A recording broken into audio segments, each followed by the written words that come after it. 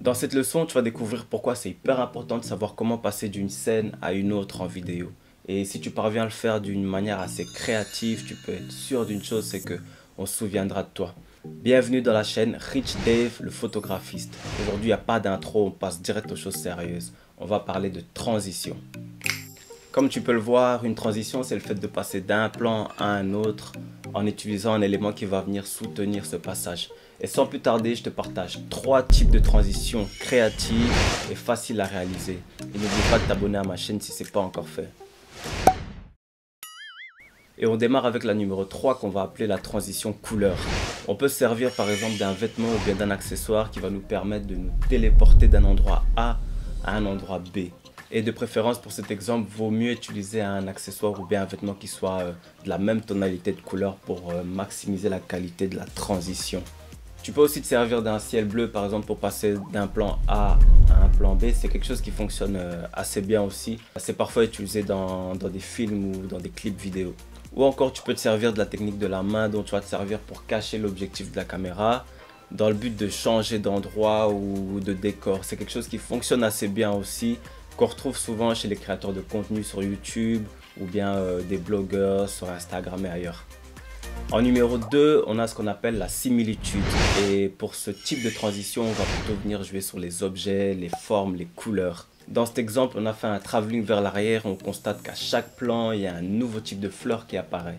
Et ça donne un certain rythme, un certain dynamisme à la séquence. Ou encore ici, on a la lumière d'une lampe torche qui découche vers la lumière des phares d'une voiture.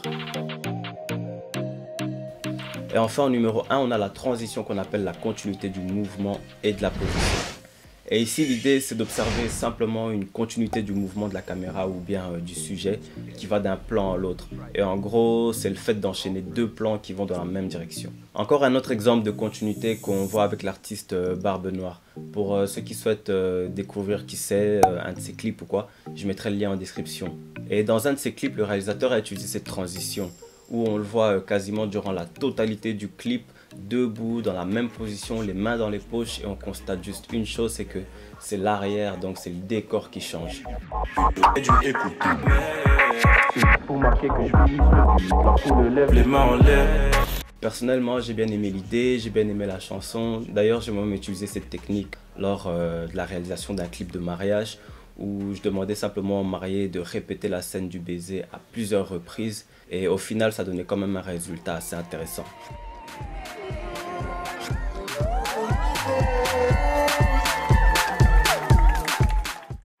Bon voilà, normalement la série des 3 transitions elle est terminée, mais je me suis dit que j'allais t'en donner un 4e en bonus. Et c'est une transition qu'on appelle le trompe-l'œil. Et c'est quand par exemple on regarde un plan dont on pense comprendre la manière dont ça a été filmé jusqu'à ce qu'on se rende compte qu'on s'était totalement trompé. Et ce cas est très bien illustré dans le clip basique de Orelsan. Ce qui est interpellant ici, c'est que durant la totalité du clip, on pense que c'est filmé avec une caméra normale, un DSLR ou quoi. Et c'est seulement vers la fin de la vidéo qu'on se rend compte que c'était un drone.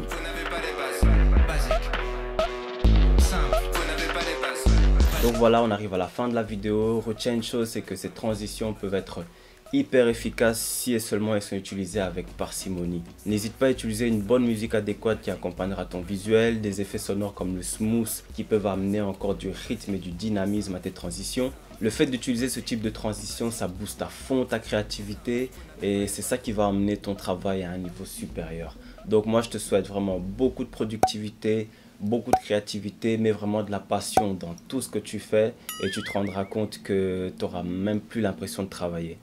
J'espère que tu as bien aimé la vidéo, que tu as appris pas mal de nouvelles choses. Bien sûr, si c'est le cas, lâche un petit pouce bleu, partage avec une personne de ton entourage. Et je dis un grand merci aux nouveaux abonnés depuis la dernière vidéo.